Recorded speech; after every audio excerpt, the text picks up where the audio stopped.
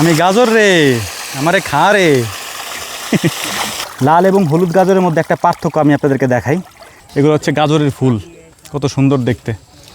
কিছুটা এক জায়গার মতো আমরা উঠাইছি, আরও তো এখন প্রায় অনেকে আছে। গাজর খাওয়াচ্ছে, গাজর ধোয়ার ঝামেলা বেশি। আসসালামু আলাইকুম। আমরা আসছিলাম গাজর উঠানোর জন্য, সারাদিন চেষ্টা করছি। তো আমাদের হচ্ছে পানির দরকার, কারণ এই জমি হচ্ছে একেবারে শুষ্ক। এই সাইডে যদি আমি দেখাই আপনাদেরকে, দেখেন একবারে মাটি কত শক্ত। এই শক্ত মাটির থেকে গাজর টেনে টেনে উঠানো যাচ্ছে না, যে কারণে হচ্ছে আমরা ভিজাইয়া তারপর হচ্ছে উঠানোর চেষ্টা করতেছিলাম। কারেন্ট মনে হয় 5 মিনিটের জন্য আসছিল, আবার চলে গেল আর কি। আমাদের উঠাইতে অনেক দেরি হয়ে গেছে। ফুল চলে আসছে, দেখেন এগুলো হচ্ছে গাজরের ফুল, কত সুন্দর দেখতে। কিছুটা ধনিয়ার ফুলের মতো আর কি। আর এইটা তো মনে হয় ফল আসছে, যে গাজরের ফল।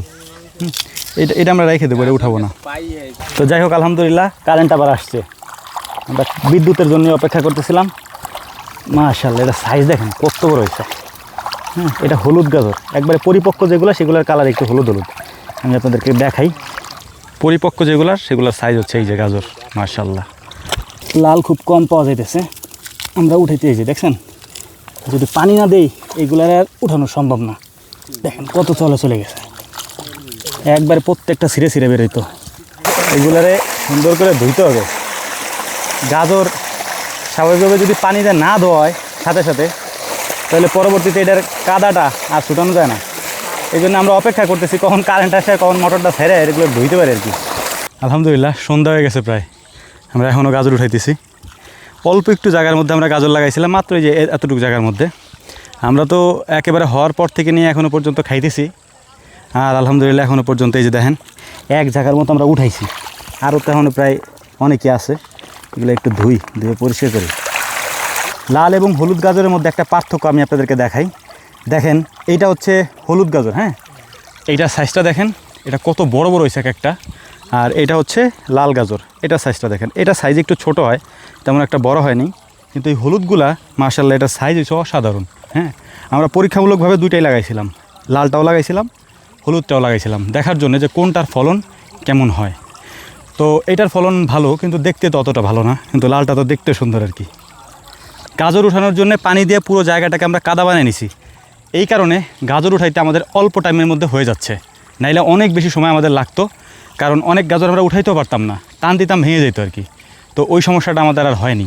তো যাই হোক, এখন আর কথা বাড়াবো না, সমস্তটা উঠে ধুয়ে পরিষ্কার করে আপনাদের সামনে উপস্থাপন করছি। গাজর খাওয়াচ্ছে, গাজর ধোয়ার ঝামেলা বেশি। একটু ময়লা থাকলে তো এগুলো খাওয়া যায় না। বিদেশ না বাড়ামাবো, একসাথে দিতে যাই। আমি গাজর রে, আমারে খা রে। পুঁটি মাছ বাগা দেও। সারাদিন অপেক্ষা করলাম কারেন্টের জন্য, কারেন্টটা আসলো সন্ধ্যার দিক, আসলাম এই জায়গায়, এখন কারেন্ট চলে গেছে। এগুলো দেবো দোকানে কীভাবে পড়লাম না, আর এক ঝামেলা এখন। মাছ বড়।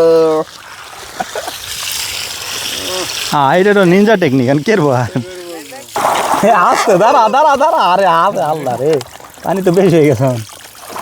নেই মাছটা স্যার, এই মাথা স্যার, সাইডে দিই। এই তো এটা সুন্দর একটা সিস্টেম হয়ে গেছে। আর আসেনি তো আলহামদুলিল্লাহ, মোটামুটি আমাদের গাজর ওঠানোর কাজ শেষ। যতটুকু পারছি ধুয়ে নিছি, এখন এগুলারে বাকিটা বাড়ি নিয়ে ধুবো। রাত হয়ে গেছে, আসছি সেই বিকালবেলা। চলো চলো চলো চলো চলো। তো যাই হোক, আলহামদুলিল্লাহ আমরা শেষ করি। আমাদের জন্য দোয়া করবেন। আসসালামু আলাইকুম রহমতুল্লাহ।